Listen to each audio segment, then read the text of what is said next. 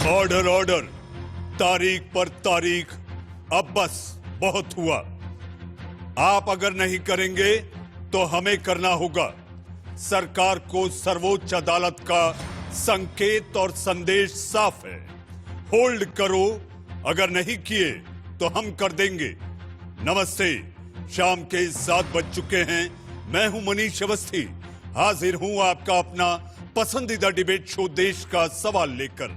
Supreme court ने आज किसान आंदोलन से जुड़ी याचिकाओं पर सुनवाई करते हुए केंद्र सरकार को सुप्रीम कोर्ट ने जमकर फटकार लगाई।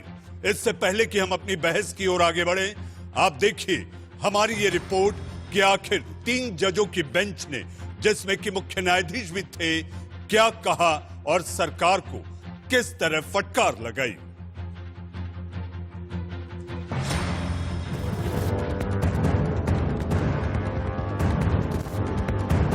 किसानों और सरकार के बीच अभी तक हुई बातचीत में कोई नतीजा नहीं निकलने पर अब निगाहें सुप्रीम कोर्ट पर टिकी थी। लेकिन सुप्रीम कोर्ट में सुनवाई के दौरान सरकार को सख्त सवालों का सामना करना पड़ा। सुप्रीम कोर्ट ने 2 टूक लहजे में सरकार से पूछा कि आप कानून को होल्ड कर रहे हैं या नहीं, अगर नहीं तो हम कर देंगे। सुप्रीम कोर्ट ने हालात पर चिंता जाहिर करते हुए कहा कि हम आलोचना नहीं करना चाहते, लेकिन आप इस मसले को सही तरीके से डील नहीं कर रहे। जिस तरह से चीजें चल रही हैं, उसे प्रभावी नहीं कहा जा सकता। चीफ जस्टिस ऑफ इंडिया ने यह भी संकेत दिया है कि कोर्ट कानून पर रोक लगाने की जगह कानून के लागू होने पर रोक लगा सकता है।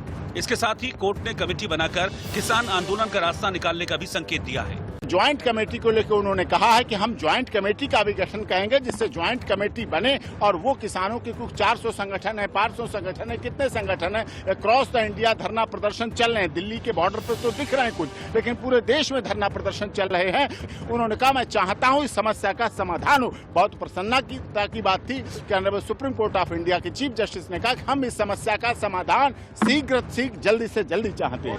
हालांकि सरकार की तरफ से दलील देते हुए अटॉर्नी जनरल ने 15 जनवरी को अगली बैठक का हवाला दिया और कहा कि कोर्ट तब तक कोई आदेश न दे। लेकिन सुनवाई के दौरान कोर्ट ने आंदोलन से महिलाओं और बच्चों को दूर रखने की बात भी कही।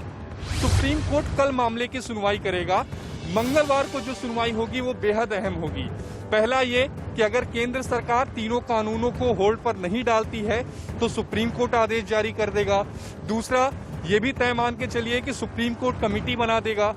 तीसरा, प्रदर्शन कहाँ होगा ये भी सुप्रीम कोर्ट कल तय कर सकता है। चौथा, प्रदर्शन में क्या महिलाएं, बुजुर्ग, बच्चे शामिल होंगे या नहीं, इस पर भी सुप्रीम कोर्ट कोई आदेश दे सकता है।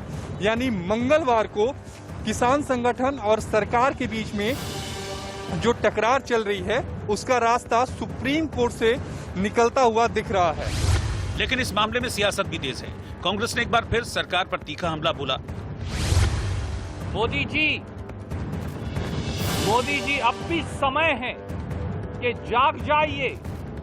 अब तो सुप्रीम कोर्ट ने भी लताड़ लगा दी, आपकी नाकामी पर मोहर लगा दी, वार्ता की विफलता पर निराशा जता दी।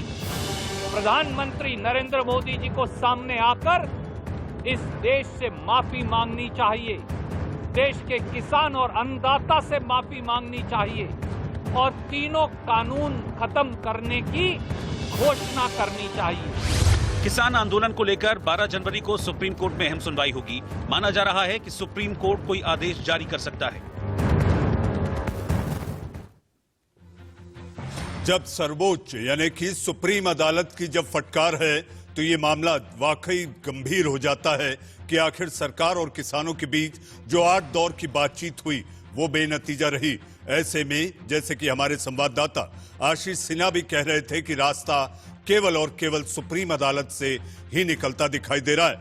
कई सवाल हैं। क्या सुप्रीम कोर्ट के दखल से खत्म होगा गतिरोध? क्या किसान आंदोलन पर कमेटी से बनेगी बात? सुप्रीम कोर्ट की फटकार पर क्या करेगी सरकार? क्या सुप्रीम दखल से 15 जनवरी की बैठक में निकलेगा हल? इन सारे सवालों के साथ जी हां, 47 दिन से जारी घमासान का आखिर हल निकलेगा तो कैसे? इन्हीं सवालों पर बहस करने के लिए, चर्चा करने के लिए सियासी मेहमानों का पैनल है। हमारे साथ किसान नेता भी हैं, हमारे साथ हमारे अपने सहयोगी भी हैं, हमारे साथ कानून के जानकार भी हैं। आपके टीवी स्क्रीन पर जी हां, बीजेपी का पक्ष रखने के लिए कि आखिर अदालत की फटकार पर अब सरकार को क्या दिखाई देता है, ऐसे बीजेपी के प्रवक्ता गुरु प्रकाश हमारे साथ हैं। जी हां, तमाम सवाल खड़े कर रहे और उसके साथ साथ लोकतंत्र में सवाल पूछना हक भी है। विपक्ष का प्रतिनिधित्व यानी कि कांग्रेस के प्रवक्ता के रूप में आलोक शर्मा हमारे साथ हैं। आलोक जी, आपका भी स्वागत है। हमारे साथ हमारे अपने सहयोगी आशीष सिन्हा, जो लगातार आज पल पल की एक एक छोटी छोटी जानकारी आप तक पहुंचाते रहे। जी हां, जिज्ञासा रख रहे तमाम दर्शक और किसान जो आज आखिर अदालत में क्या हो रहा है ये जानकारी हमेशा देने वाले ऐसे मेरे सहयोगी आशीष सिन्हा हमारे साथ हैं। अध्ययन कर कर हर बारीकी के साथ अपनी राय रखने वाले किसान नेता ऐसे चौधरी पुष्पेंद्र सिंह साहब और कृषि मामलों को काफी करीब से जानकर, जी हां, जिन्होंने सरकार में कृषि विभाग का जिम्मा भी निभाया है, ऐसे उत्तर प्रदेश सरकार के पूर्व मंत्री कृषि मंत्री मनोज पांडे जी भी हमारे साथ हैं। और हमारे साथ कानून की जानकार एडवोकेट निशा बंद आप हमारे साथ स्टूडियो में हैं। सबसे पहले कि मैं बहस शुरू करूं, मैं आप सभी से एक आग्रह कर देना चाहता हूं कि मनचाहा बोलने के लिए अनचाहा सुनने की मादा भी जरूर रखिएगा। जी हां, सबसे पहले मैं अपने सहयोगी आशीष सिन्हा के पास चलता हूं। आशीष, बगैर लाग लपेट के, बगैर आप पर कोई सवाल दागे, मैं आपसे पूछना चाहूंगा, आज जो अदालत ने कहा है उसके मायने क्या समझे जाएं? देखिए, उसके मायने ये समझे जाए कि सरकार पूरी तरह से विफल रही, नहीं तो सुप्रीम कोर्ट को ये ना कहना पड़ता कि ये बेहद दुर्भाग्यपूर्ण है कि सरकार और किसानों के बीच में जो अभी तक की यानी 8 दौर की बातचीत है उससे कोई नतीजा नहीं निकला। कल सुप्रीम कोर्ट ये तय मान के चलिए कि तीनों नए कृषि कानून पर अगर सरकार रोक नहीं लगाती होल्ड कर देगा। दूसरी अहम बात, कल सुप्रीम कोर्ट कमेटी का गठन कर देगा। तीसरी अहम बात, कमेटी की अध्यक्षता सुप्रीम कोर्ट के कोई पूर्व मुख्य न्यायाधीश करेंगे। आज जस्टिस लोढ़ा का नाम सुझाया गया, हालांकि केंद्र सरकार ने कहा कि वो भी नाम सुप्रीम कोर्ट के समक्ष रखना चाहती है। चौथी अहम बात कि जो रास्ते अभी तक ब्लॉक किए गए हैं, दिल्ली को चारों तरफ से जो ब्लॉक करके आंदोलन किया जा रहा है, उसको लेकर सुप्रीम कोर्ट कल कोई आदेश सुना देगा, क्योंकि किसान कल सुप्रीम कोर्ट में अपना पक्ष रखेंगे कि वो नई कमेटी को लेकर क्या कर रहे हैं। पांचवी अहम बात, ये भी आप तय मान के चलिए कि अब इस आंदोलन में बुजुर्ग, महिलाएं और बच्चे नहीं होंगे, क्योंकि अगर देश की सबसे बड़ी अदालत अपना मैसेज लोगों के बीच में पहुंचाती है तो मुझे लगता है कि उसे सुनना भी चाहिए। छठी अहम बात, सुप्रीम कोर्ट ने आज ये दो टूक सभी पक्षों से पूछा है कि जो बॉर्डर पर इस समय माहौल है, दिल्ली के बॉर्डर पर जिस तरह से वहां पर गतिविधियां चल रही हैं, अगर वहां पर जरा सा भी स्पार्क हो जाए या जरा सा भी कुछ घटित होती है तो उसके बाद एक बड़ी हिंसा होगी और हम अपने हाथ खून से नहीं रखना चाहते हैं। क्या कोई ऐसा व्यक्ति है जो जिम्मेदारी लेगा और ये कहेगा कि किसी भी तरह की कोई अप्रिय घटना नहीं होगी? सातवीं अहम बात, सुप्रीम कोर्ट ने इस बारे में चिंता जताई कि जो किसान हैं वो आत्महत्या कर रहे हैं। इस ठंड के दिनों में महिलाएं, बुजुर्ग और बच्चे हैं। तो ये तमाम जो बातें थी आज सुप्रीम कोर्ट की हियरिंग में निकलकर सामने आई।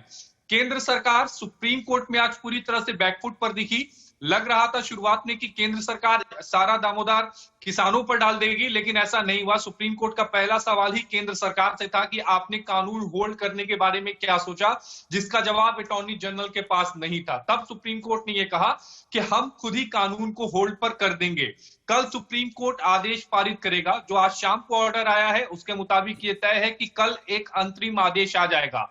और क्या इस अंतरिम आदेश आने के बाद जो गतिरोध है, इसके अलावा जो ट्रैफिक को रोका गया है, बॉर्डर्स पर प्रदर्शन हो रहे हैं, क्या वो खत्म होगा या नहीं? कल इन सारे सवालों के जवाब मिल जाएंगे, क्योंकि सुप्रीम कोर्ट ने आज ये भी कहा कि प्रदर्शन करना आपका अधिकार है, लेकिन रास्ते को बंद करके नहीं, आपको एक डेजिग्नेटेड प्लेस दी जाएगी जहां पर आप प्रदर्शन करेंगे।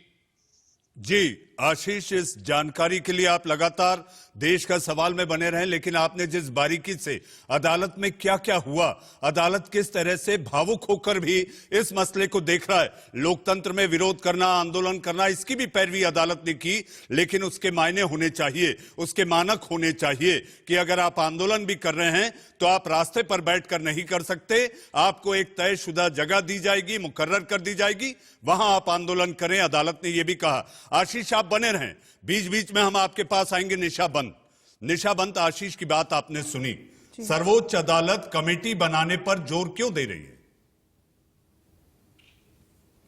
जी, सर्वोच्च अदालत कमेटी बनाने पर इसलिए जोर दे रही है क्योंकि वो दोनों पक्षों को समझ पा रही है और वो एक एमिकेबल तरीके से इस चीज का समाधान निकालना चाह रही है। जो किसान अभी इतनी सर्दी में सड़क पर आए हुए हैं वो उस चीज का समाधान निकालना चाह रही है। एक ऐसी कमेटी एस्टैब्लिश करना चाह रही है जिसमें दोनों पक्षों की बात रखी जाए और दोनों पक्षों का मुद्दा जो है वो सॉल्व कैसे किया जाए, इस चीज पर नतीजा निकाला जाए। जी, इसके साथ साथ एक भावुक तौर पर यानी कि ह्यूमैनिटेरियन ग्राउंड पर अदालत देख रही है कि भाई वहां पर बुजुर्ग हैं, लगभग 55 से 56 लोगों के नहीं होने की खबर यानी कि मौतें हो गई हैं। इन सारी बातों के मद्देनजर एक कंपैशनेट ग्राउंड के तहत अदालत समिति बनाकर सौहार्दपूर्ण तरीके से बातचीत हो, इसी को आगे बढ़ाना चाहती है, आपको लगता है निशा? जी बिल्कुल बिल्कुल। एक्चुअली जो हमारी सुप्रीम कोर्ट है उनका बहुत ही सिंपैथेटिक व्यू है जो सामने आया है। We do not want blood in our hands, it's the statement that the Supreme Court bench has made and it is a very sympathetic statement. और इसके तहत वो किसानों के बारे में, किसानों के दुख के बारे में वो बहुत अच्छी तरीके से समझ पा रही है और वो ये दुख को दूर करना चाहती है, एक कमेटी स्टैब्लिश करना चाहती है जो कमेटी अपनी रिपोर्ट सबमिट करे और उस रिपोर्ट के तहत वो आगे किसी नतीजे पर पहुंच पाए, ये एस्टैब्लिश करना चाह रही है। जी निशा, मैं आपके पास आऊंगा। हमारे साथ गुरु प्रकाश जी। गुरु प्रकाश जी, अदालत ने आज जो कहा है, जो आप लोगों को संकेत और संदेश में समझाने की कोशिश की है, आपको क्या लगता है अदालत ने क्या कहा है और आपको क्या करना चाहिए? नहीं, देखिए, अदालत ने जो कहा है वो आपके समक्ष आशीष सिन्हा ने स्पष्ट तौर से किया। निर्णय वाला है, आज जो भी निकल के आया है वो ऑब्जर्वेशन थे, तो आज इसको समग्रता से देखने की आवश्यकता है और कल तक धैर्यपूर्वक इंतजार करना चाहिए हम लोगों को।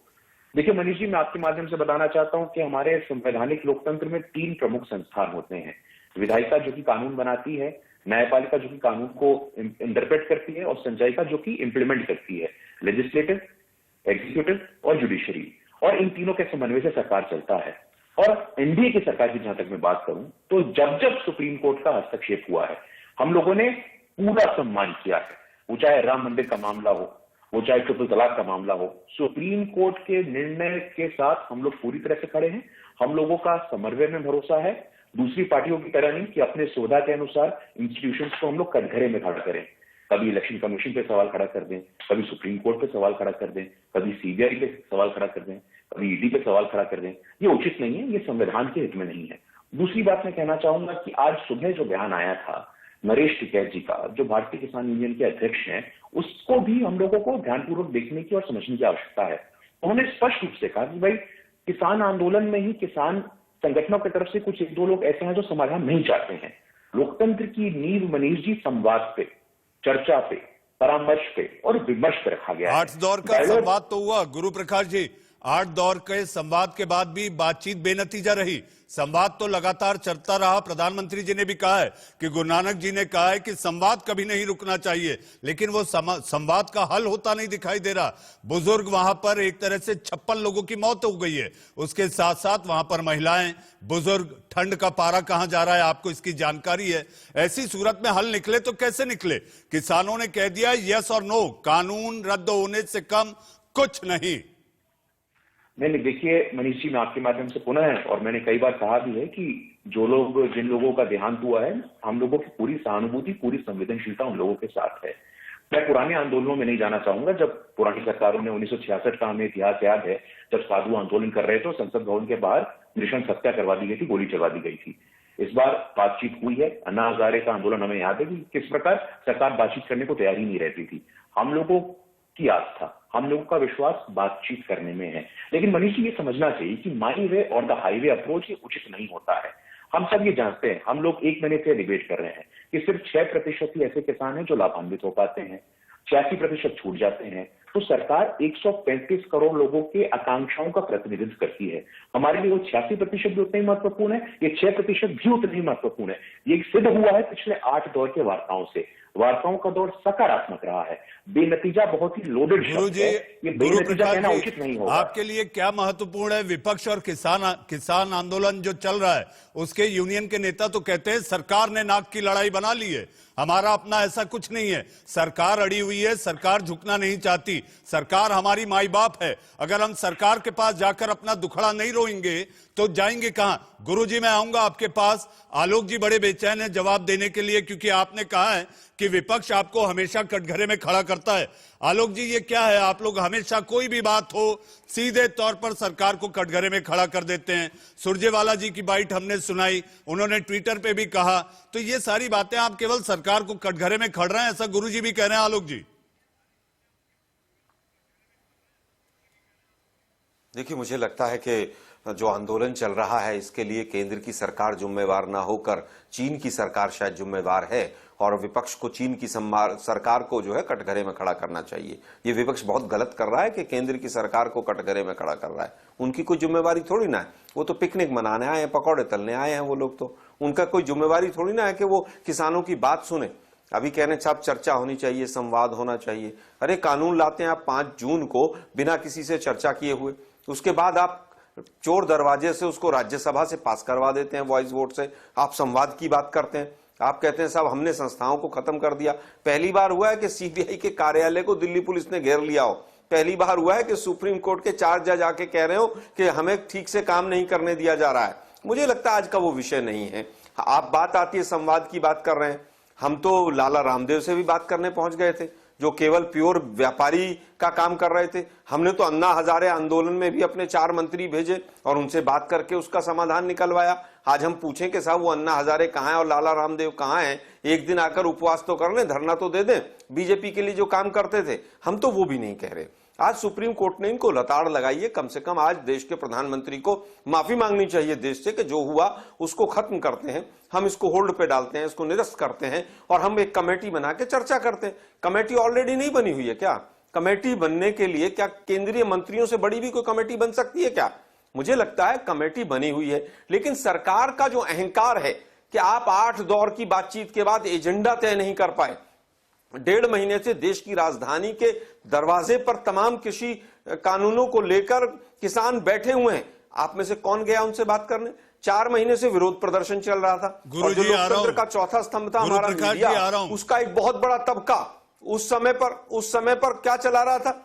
ये बीजेपी के लोग थे, चला रहे थे जस्टिस फॉर सुशांत राजपूत। अरे भाई बीजेपी चलाए ना जस्टिस फॉर किसान, एक हैशटैग चलाए। 2-2 घंटे 3-3 घंटे नेशनल मीडिया इमरान खान की गर्लफ्रेंड पे डिबेट्स करता था। मुझे लगता है कि आज किसानों पर बात हो रही है, अच्छी बात है। सुप्रीम कोर्ट ने क्या कहा कि ये लीगल इशू नहीं है। किसने कहा? सरकार ने। अरे भाई सरकार कह रही है कि लीगल इशू नहीं है, लीगल इशू नहीं है तो सरकार पार्टी क्यों बन रही है? सुप्रीम कोर्ट में क्यों जा रही है? आज स्पष्ट कहा उन्होंने कि हम जो है किसी भी तरह से इसमें इंटरफेयर नहीं चाहते और आप 15 तारीख तक किसी तरह का कोई कानून यहां पर कोई निर्णय पास ना करें।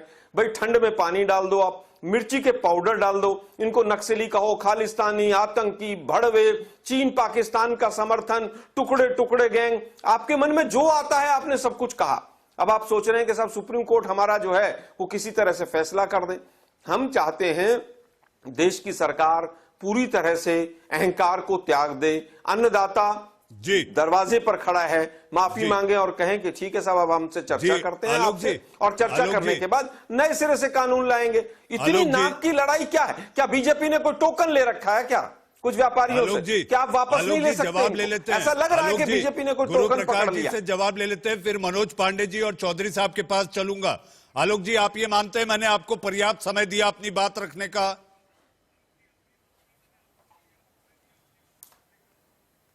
नहीं, बिल्कुल दिया, धन्यवाद। जी जी गुरुजी अपनी बात रखें तो मैं चौधरी साहब और पांडे जी के पास जाऊं। नहीं बिल्कुल मनीष जी, हाथ कंगन को आरसी क्या, पढ़े लिखे को फारसी क्या। 2009-10 में देश का कृषि बजट मात्र 12,000 करोड़ हुआ करता था। यही कृषि बजट 2019-20 में 1,34,000 का हो गया है। एमएसपी कितना मिलता था इनके सरकार में और हमारे सरकार में कितना मिलता है? पुष्पेन जी बैठे हैं, बता सकते हैं। 40% से लेकर के 65% तक की वृद्धि हुई है। प्रधानमंत्री किसान सम्मान निधि योजना से लगभग 20 करोड़ किसान लाभान्वित हुए हैं। फसल बीमा योजना हो, किसान इंफ्रास्ट्रक्चर का देख लीजिए आप, किसान रेल की योजना से हम लोग इतना कुछ होने के बावजूद भी गुरु भाई किसान नाराज क्यों है आपसे? आपने इतना अगर कर दिया हो तो उसके बाद भी क्यों नाराज है? अरे भाई 54 रुपए से डीजल आपने 75-76 रुपए पे पहुंचा दिया। आपने 2.5 लाख करोड़ रुपया किसानों की जेब से निकाला और 10,000 करोड़ वापस कर दिया। ये तो वो हो गया कि भैया आप किसी की पॉकेट मार लें और फिर कहें बस का किराया डीटीसी का अपने घर चला जा। किसानों का आपने यह हाल कर दिया है। गुरु प्रकाश जी एक छोटा जवाब, गुरुजी एक छोटा जवाब, आपका रिबटल और उसके बाद मुझे चौधरी साहब के पास जाना है। गुरुजी छोटा रिबटल। हाँ नहीं मनीष जी, मैं अपनी बातों को पूरी नहीं कर पाया था, सर ने हस्तक्षेप किया। मैं जिस संगठन से आता हूँ, संगठन के कुछ संस्कार हैं और वो हस्तक्षेप करना हमें नहीं सिखाता है। 18 करोड़ हमारे सदस्य, उन सभी का मैं तकनीक कर रहा हूँ यहाँ पे, पहली बात। दूसरी बात, बार बार 86% किसानों की चिंता कौन करेगा? कांग्रेस के लोग आते हैं टेलीविजन पे बोलते हैं कि भाई हमारे किसान कौन है, हमारे किसान रणदीप सुरजेवाला जी, हमारे किसान कौन है, हमारे किसान ही नहीं लग रहे कपड़ों से, आप तो पिज्जा खा रहे हैं। नहीं, आंकड़े कहां से ला रहे हैं? अभी भी आप लोग नहीं समझ रहे सीरियसनेस को। सुप्रीम गुरु भाई, आप मेरे छोटे भाई हैं, सुप्रीम कोर्ट की लताड़ के बाद भी आप लोग नहीं समझ रहे। आप उनको टुकड़े टुकड़े गैंग कह रहे थे। दिल्ली के एक सांसद जिन्होंने कहा कि ये भड़वे हैं, वो अगले दिन गृह मंत्री को पगड़ी बांध रहे थे महरौली के अंदर। मुझे लगता है कि आप लोगों को सीरियसनेस समझनी चाहिए। आलोक जी, को छोड़ दीजिए। आप क्या सरकार, आपके एक मंत्री कह रहे थे कपड़े से किसान ही नहीं लग रहे। आलोक जी, किसान लग रहे हैं। आलोक जी, सरकार गंभीर है इस मामले को लेकर या नहीं? आइए सीधा किसान नेता जो कि अध्ययन और पूरे रिसर्च के साथ बैठे। आलोक जी हमारे साथ चौधरी पुष्पेंद्र सिंह जी हैं। आलोक जी चौधरी साहब है हमारे साथ। मनीष जी मैं बोलूंगा, मनीष जी मैं उनके बीच में नहीं बोला था, मेरे बीच में लगातार बोल रहे हैं आलोक जी। मैं आपसे आग्रह करूंगा कि मेरी अपनी बात पूरी करने का मौका दीजिए। जी आप अपनी बात पूरी करें, फिर मैं चौधरी साहब के पास जाऊं। आलोक जी आग्रह के साथ आप इन्हें बोलने दें, अपनी बात रखने दें। मैं आपसे छोटा हूं सर, विनम्रता का थोड़ा परिचय देना चाहिए। नहीं, सही बात बोले, फैक्ट्स पर बात करें, मुझे कोई दिक्कत नहीं। गुरु मेरे छोटे भाई की तरह, लेकिन फैक्ट्स पर बात करो गुरु। फिर से आप निरंतर मुझे आप रोकने का काम करेंगे सर, तो ये उचित थोड़ी ना है। एक निश्चित रूप से टाइम है, पुष्पेंद्र जी आप बैठे हैं, सब लोगों की बात हम लोगों को सुननी है। कुल रकबा कितना हुआ करता था 2014 में? आप पुष्पेंद्र जी बैठे हैं, बता सकते हैं? मात्र 124.3 मिलियन हेक्टेयर, वो बढ़ के 19 में 127 हो गया है। रवनीत सिंह बिट्टू जो आपकी लुधियाना के एमपी हैं, वो जाते हैं और वहां भ्रमित करके कहते हैं कि लाश बिक जाएंगे। गुरुजी कितना बड़ा दुर्भाग्य है। गुरुजी देश का सवाल देख रहा दर्शक, गुरु प्रकाश जी देश का सवाल देख रहा दर्शक बहुत ही सहज है, बहुत ही सहज है। वो ये आंकड़ों की बाजीगरी नहीं जानता। गुरु प्रकाश जी देश का सवाल देख रहे लाखों करोड़ों दर्शक आंकड़ों की बाजीगरी नहीं जानते। वो केवल आपसे समझना चाहते हैं कि ये जो गतिरोध है 47 दिन हो गए, आखिर इसका समाधान कैसे होगा? जी हाँ, मैं आऊंगा गुरु जी आपके पास। आलोक जी, चौधरी पुष्पेंद्र सिंह जी, चौधरी साहब, कमेटी बनेगी और हल निकलेगा? देखिए मनीष जी, ये रास्ता मैं बार बार सुझाता, कमेटी का निर्माण होगा, उसका हम स्वागत करते हैं और इसमें आगे वार्ता हो। एक मुद्दा तो ये है, तब तक के लिए इस कानून को स्टे कर दिया जाए। रिपील वाली एक पोजीशन थी कि भैया इनको वापस लिया जाए, इनका कहना था हम वापस नहीं लेंगे, तो बीच का रास्ता सुप्रीम कोर्ट ने सुझाया है, इसका हम समर्थन करते हैं, स्वागत करते हैं, पहली बात। दूसरा, इसके साथ साथ जो दूसरा मुद्दा है, अगर इसके ऊपर कुछ हल निकल भी आता है तब भी आंदोलन समाप्त नहीं होगा जब तक एमएसपी को बाध्यकारी करने की जो है एक अलग से कानून ला करके लागू करने का काम बीजेपी सरकार नहीं करेगी। ये दो मुद्दे मेन हैं जिसकी वजह से ये आंदोलन हो रहा है, इसको स्पष्ट रूप से समझ लेना चाहिए। ये नहीं है कि इन दोनों में से एक हो जाएगा तो आंदोलन खत्म हो जाएगा। कानून वापसी भी हो जाए या सस्पेंड हो जाए या एमएसपी की बात नहीं होती है। जो सारे देश के किसान को समझ में आ चुकी है कि एमएसपी बाध्यकारी होनी चाहिए, तब तक ये समाप्त नहीं होगा। अब मैं भाई जो गुरु प्रकाश जी ने 2-3 बातें कही हैं उसका भी थोड़ा सा खुलासा करना आवश्यक है। देखिए मेरे पास ये आंकड़े हैं, पैडी अगर हम पहला कार्यकाल जो था यूपीए का उसकी बात करें, उसके कंपैरिजन में इनके पहले कार्यकाल की बात करें तो धान के रेट एमएसपी 5 साल में लगभग 70% बढ़ी थी, इनके कार्यकाल में 33% बढ़ी है। गेहूं उसके पहले यूपीए के कार्यकाल 5 साल में 70% की एमएसपी में बढ़ोतरी हुई थी, इनके कार्यकाल में 25% की हुई है। इसको विस्तार पूर्वक मैं आपको जो है ये इकोनॉमिक सर्वे से आंकड़े बता रहा हूं, गुरु प्रकाश जी को टेलीफोन पे मैं समझा दूंगा। लेकिन ये मान के चले कि एमएसपी आपके टाइम पे उतनी नहीं बढ़ी है जितनी यूपीए के पहले दौर में बढ़ी थी, पहली बात तो है ये। दूसरा, आपने जो भी किया उसका नतीजा ये रहा कि 3% के आसपास आपकी एग्रीकल्चर ग्रोथ रेट है। साल में 4.7% तक भी पहुंची थी। तो ये जो है कहीं ना कहीं आंकड़े आपके बहुत ज्यादा फेवर में नहीं जा रहे हैं। कुछ पीएम किसान योजना जैसी अच्छी योजना आप लाएं, इसमें कोई मैं बार बार हर मंच से कहा है, लेकिन उसके लिए मैंने कहा है कि उसको 6,000 की जगह 24,000 रुपए आप करिए। तो आप जो है सारी चीजें आपने ओके और बढ़िया कर दी, ऐसा भी नहीं है, लेकिन किसान त्रस्त है, परेशान है, 60 से ज्यादा शहादतें वहां हो चुकी जी चौधरी साहब, निराकरण जी करना चौधरी आवश्यक है। चौधरी साहब, किसान त्रस्त है, परेशान है अन्नदाता को लेकर। अदालत ने भी, सर्वोच्च अदालत ने भी माना कि जो किसान आंदोलन कर रहे हैं उनकी जो दशा है उस पर निश्चित ही सहानुभूति के साथ देखा और समझा जाना चाहिए। और मुझे ऐसा लगता है कमेटी बनाना ही इसकी ओर एक बड़ा कदम दिखाई देता है। मनोज पांडे जी, जी आप यूपी सरकार में कृषि मंत्री रहे। मनोज जी, आपके नेताजी ने अभी एक ट्वीट किया है, अखिलेश जी ने, सरकार को कोसते हुए, जैसा आलोक जी से मैंने सवाल किया था, सरकार को कोसते हुए कि सरकार बिल्कुल भी गंभीर नहीं है, लेकिन सरकार अब दबाव में भी है क्योंकि सर्वोच्च अदालत ने कह दिया है होल्ड करो वरना हम कर देंगे। देखिए, मैं सबसे पहले तो माननीय सर्वोच्च न्यायालय को बहुत बहुत धन्यवाद देता हूं और आभार प्रकट करता हूं माननीय सर्वोच्च न्यायालय के प्रति। आज माननीय सुप्रीम कोर्ट को हस्तक्षेप करना पड़ा और देश के उन किसानों के लिए आज उसे एक कड़े शब्दों का भी इस्तेमाल करना पड़ा और माननीय सर्वोच्च न्यायालय ने महसूस किया कि आज देश का अन्नदाता आत्महत्या कर रहा है। देश का अन्नदाता 45 दिन से सर्दी के मौसम में सब परिवार आज वो सड़कों पर खड़ा हुआ है और मैं समझता हूँ कि ये सरकार के लिए आज ये बहुत शर्म की बात है कि माननीय सर्वोच्च न्यायालय को इस पर आज हस्तक्षेप करना पड़ा। देखिए, ये आज मैं आपको भी धन्यवाद दूंगा कि आप लगातार किसानों के इस मुद्दे पर लगातार आपने चर्चा की और किसानों के इस मुद्दे को उठाने का काम किया। देखिए, आज ये स्थिति एकदम स्पष्ट है कि देश का किसान परेशान है। अभी हमारे भारतीय जनता पार्टी के हमारे साथी कह रहे थे कि 5%, 8% लोग परेशान हैं, बाकी खुश हैं। हम खुश लोगों की बात कर रहे हैं। देखिए, हम उत्तर प्रदेश से आते हैं, उत्तर प्रदेश से लगातार विधायक हैं और सरकार में हमें कृषि मंत्री में भी काम करने का अवसर मिला है। देखिए, आज सच्चाई ये कि आज गाँव का किसान और खासकर सीमांत किसान और लघु सीमांत किसान आज वो परेशान है, उसकी मूल्य नहीं मिल पा रहा है। किसान कुछ भी केंद्र की सरकार कहे कि हम खाते में पैसा देते हैं 2,000 रुपए या कुछ देते हैं, लेकिन आप देखिए कि जब यूरिया महंगी हो गई हो, बिजली का रेट महंगा हो गया हो, उसका उत्पादन आज सस्ता बिक रहा हो और वही किसान जब खरीदने जा रहा हो तो उसे महंगा मिल रहा हो, तो वो क्यों नहीं आंदोलन करेगा, क्यों नहीं अपनी बात सरकार से कहेगा। लोकशाही है, भारत में लोकतंत्र है और विश्व का सबसे बड़ा जब लोकतांत्रिक देश हम मानते हैं, तो आज ये पूरा विश्व देख रहा है कि भारत का अन्नदाता 45 दिन से सड़कों पर है। सरकार बात पर वार्ता करती चली जा रही है। वो पता नहीं किसानों की परीक्षा ले रही है, ये किसान देश का कितना सह सकता है इसकी सीमाओं का आकलन कर रही है। और आज जब तक माननीय सर्वोच्च न्यायालय जो भारत की सबसे बड़ी सर्वोच्च न्याय व्यवस्था है, आज उसे हस्तक्षेप करना पड़ा। आज लोगों को मंथन करना चाहिए और विचार करना चाहिए कि केंद्र में वो लोग बैठे हुए हैं जो इसी किसानों के वोटों से आज चुने गए हैं।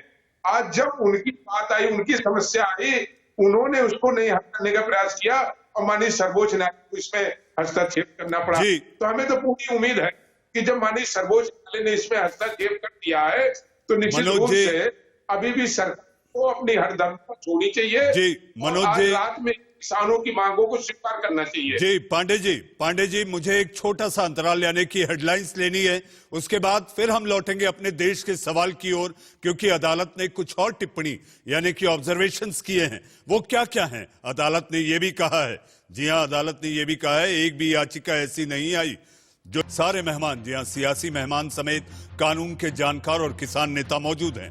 हमारे साथ गुरु प्रकाश जी, आलोक शर्मा, मनोज पांडे जी, चौधरी पुष्पेंद्र सिंह जी और निशा बंत हमारे साथ हैं। जी हां, गुरु प्रकाश जी, मेरा सवाल इस समय आपसे, अदालत ने एक और ऑब्जर्वेशन किया है। जी हां, अदालत की नजर में ऐसा लगता है अगर ये कानून इतना बड़ा रामबाण है जो कि किसानों के हित के लिए है, लेकिन इसके समर्थन में एक भी याचिका अदालत नहीं आई है। लेकिन इसके समर्थन में बहुत सारे किसान संगठन ने लिखित रूप से सरकार को प्रस्तुत किया है।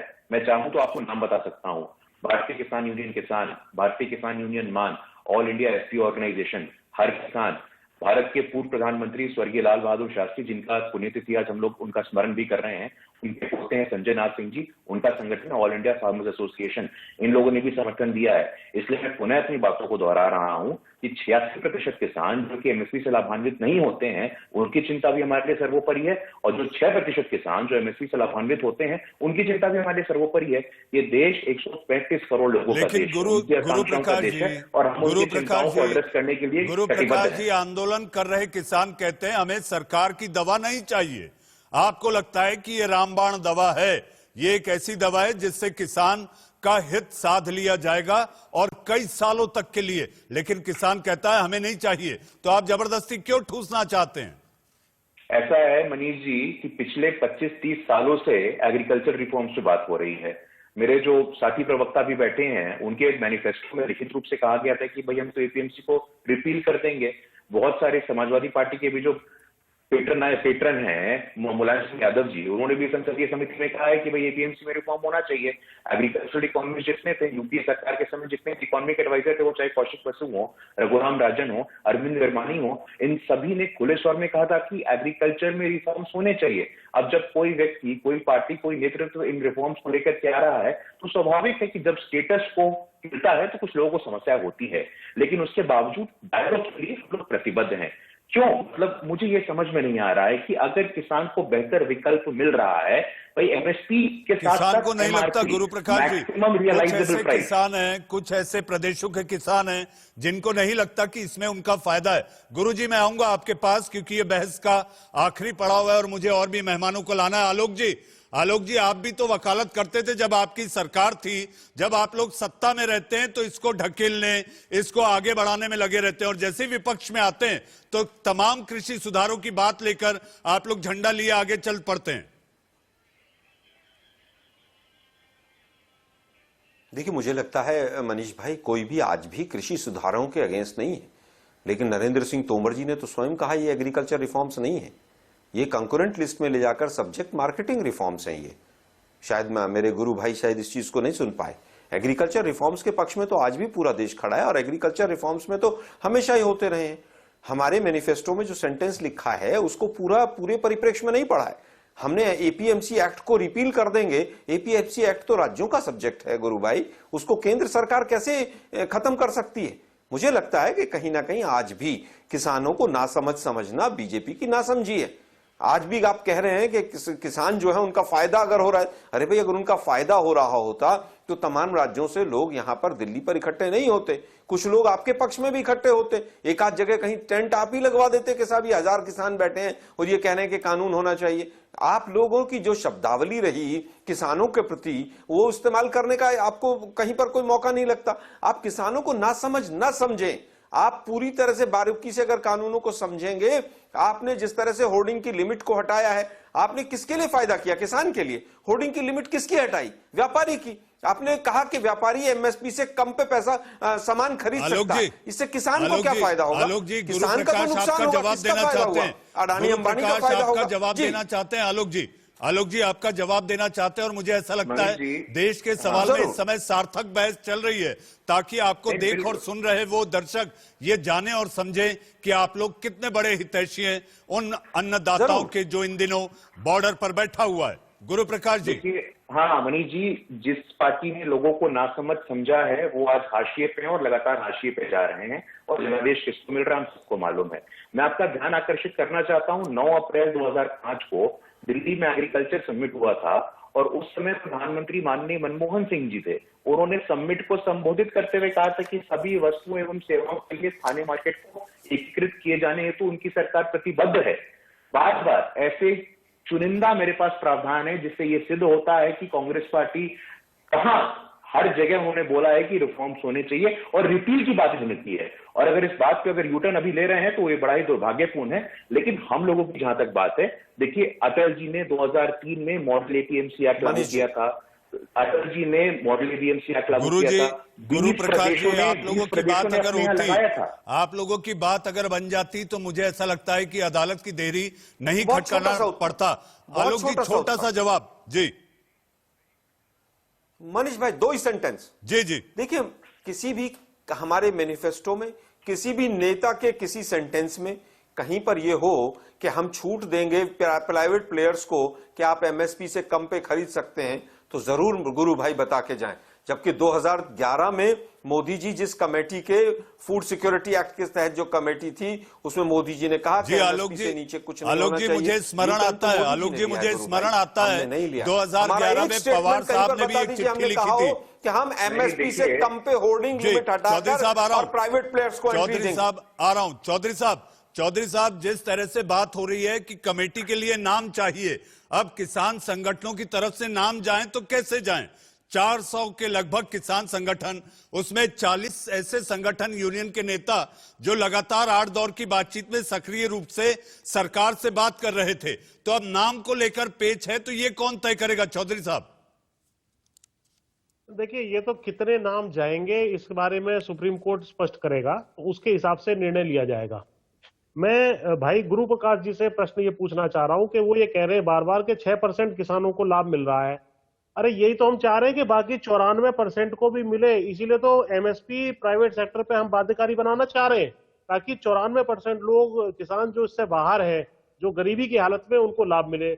और दूसरा, मैं एक एश्योरेंस अपने भाई कांग्रेस के जो वित्त में बैठे आलोक शर्मा जी, उनसे भी लेना चाहूंगा कि यदि ये एमएसपी बाध्यकारी नहीं करते हैं तो क्या आप एश्योरेंस दे सकते हैं जब भी कांग्रेस की सरकार आएगी आप इसको बाध्यकारी प्राइवेट सेक्टर पे भी बनाएंगे? क्या आप आज मनीष जी के कार्यक्रम पे जो बहुत पॉपुलर है, ये एश्योरेंस देश की जनता को, किसानों को देना चाहेंगे?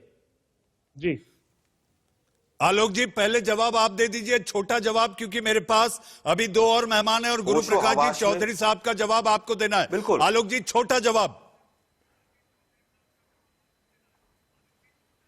मनीष भाई, बिल्कुल मैं चौधरी साहब को पूरी तरह से बड़े सम्मान के साथ ये कहना चाहूंगा कि अगर हम होर्डिंग की लिमिट हटाएंगे और एग्रीकल्चर जो प्राइस कमेटी है उसमें अगर बदलाव करेंगे, हम प्राइवेट प्लेयर्स की होर्डिंग की लिमिट को हटाएंगे, तो एमएसपी को बाध्यकारी बनाते हुए हटाएंगे, अदरवाइज हम नहीं करेंगे ऐसा। हम आलोक जी, एमएसपी को बाध्यकारी बनाएंगे। गुरु प्रकाश जी आपका जवाब चौधरी साहब ने जो सवाल किया था।